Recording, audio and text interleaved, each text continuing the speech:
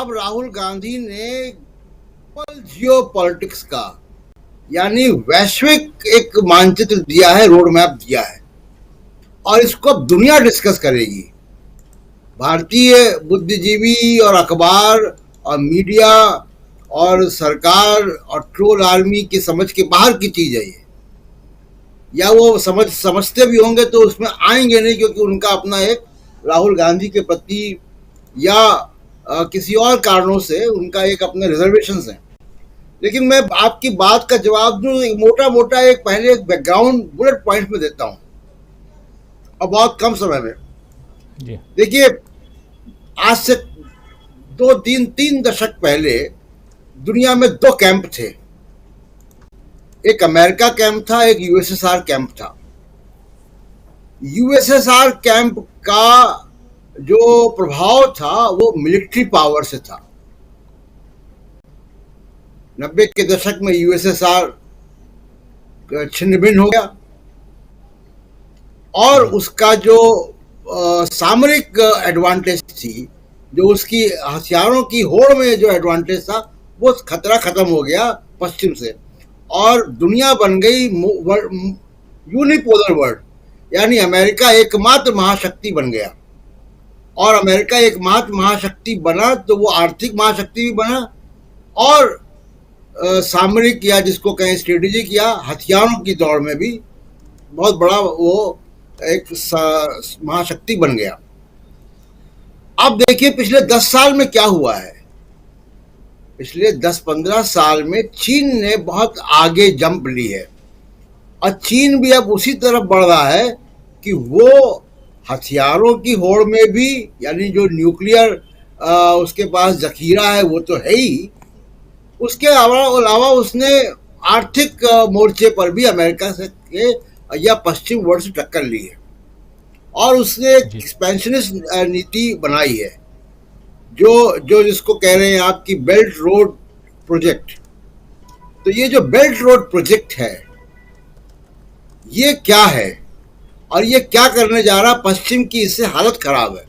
तो 2-3 बातें राजीव जी हुई हैं। एक, पश्चिम ने और इसमें अमेरिका और यूरोप दोनों को, जो कि दुनिया का सबसे बड़ा कंज्यूम करने वाले क्षेत्र हैं क्योंकि उनके पास पैसा है। भारत आर्थिक उदारीकरण के बाद भी भारत की जो आर्थिक नीति उसमें बदलाव हुआ और हम चले गए सर्विस सेक्टर में। मैन्युफैक्चरिंग हमारा चला गया पीछे। यूरोप में और पश्चिम ने मैन्युफैक्चरिंग अपनी लगभग खत्म कर दी। तो चाइना जो है वो फैक्ट्री ऑफ द वर्ल्ड है, वो दुनिया की सारी चीजें बना रहा है। हमारे यहाँ तो भगवानों की मूर्तियां भी चाइना से बन के आती हैं।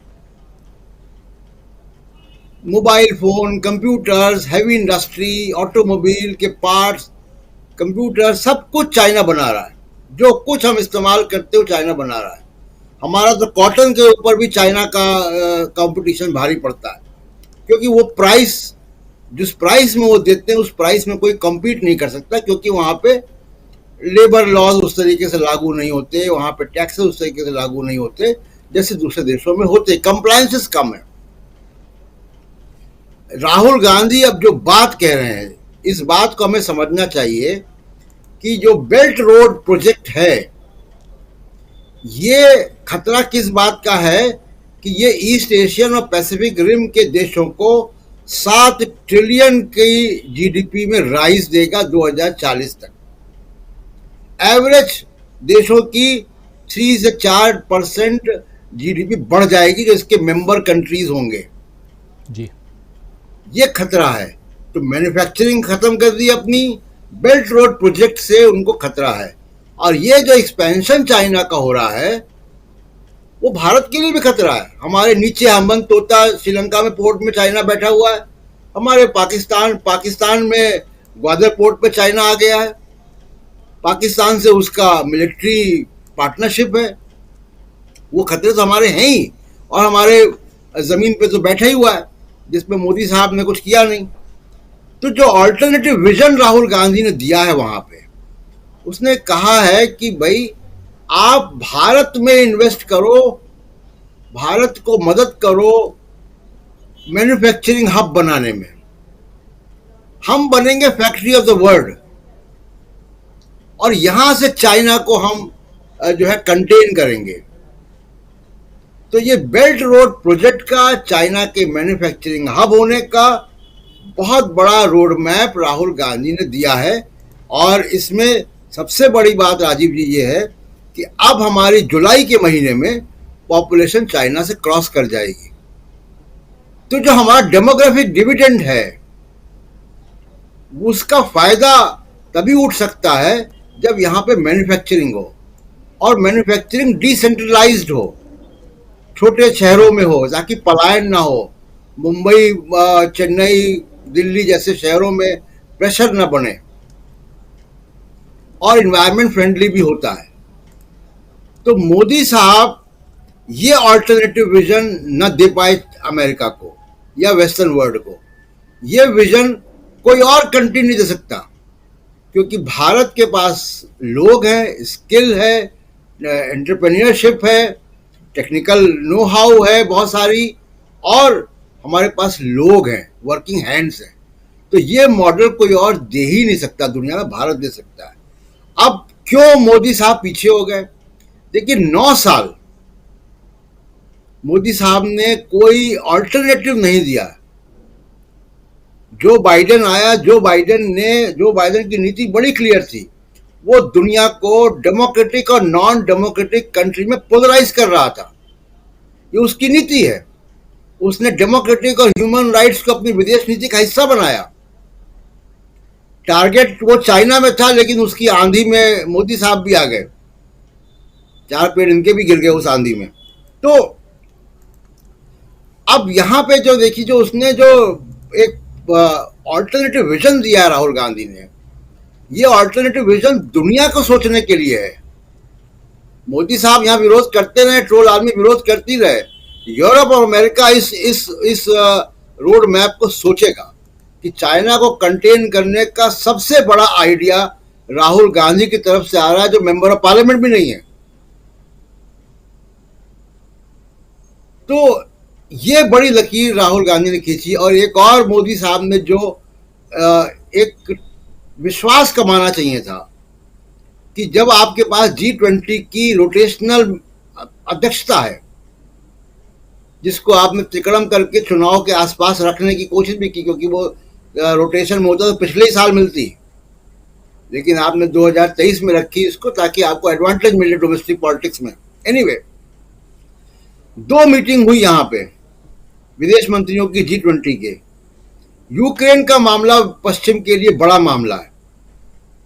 यूक्रेन पे पश्चिम चाहता था और अमेरिका चाहता था कि ज्वाइंट कम्युनिके इशू हो, और ज्वाइंट कम्युनिके में वॉर शब्द आ जाए। इस बात को हम लोग पहले भी यहाँ चर्चा कर चुके हैं।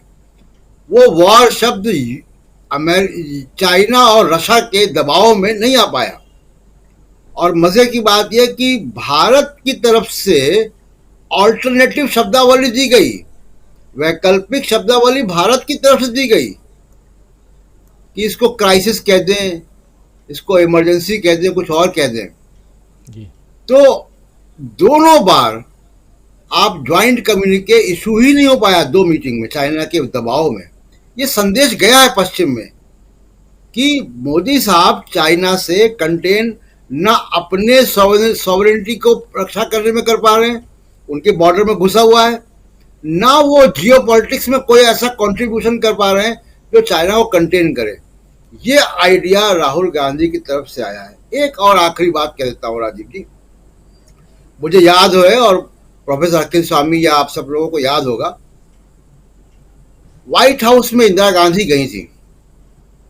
मैं उसको दूरदर्शन पे लाइव देख रहा था उस वक्त, और रोनाल्ड रीगन पीछे खड़े हुए थे, और इंदिरा गांधी ने ये कहा कि भाई हम अमेरिका से संबंध अच्छे रखना चाहते हैं, लेकिन हमारे संयुक्त राष्ट्र से, यूएसएसआर से भी संबंध हैं और हिस्टोरिक संबंध हैं, हम उसको भी रखेंगे साथ में। और हमें मालूम है कि 2 कैंप में दोस्ती को कैसे मेंटेन किया जाता है। यही बात राहुल गांधी ने इसी मीटिंग में जो आपने कहा भी सुनाया है, वहां पे रही। यही बात राहुल गांधी ने भी की कि हम अमेरिका से दोस्ती चाहते हैं, हथियारों के इंपोर्ट के अलावा ब्रॉड बेस दोस्ती चाहते हैं, लेकिन हमारा रशिया से ट्रेडिशनल दोस्ती है उसको हम कायम रखेंगे। तो ये राहुल गांधी जो कह रहे हैं, और उन्होंने वहां पे बात ये कही भी कि हम मोदी सरकार के नीति पर चलेंगे, ये मोदी सरकार की नीति नहीं थी, ये इंदिरा गांधी की नीति थी जो व्हाइट हाउस में रोनाल्ड रीगन के सामने उन्होंने कही थी। और उस वक्त अमेरिका और रशिया, यूएसएसआर दो अलग अलग कैंप थे।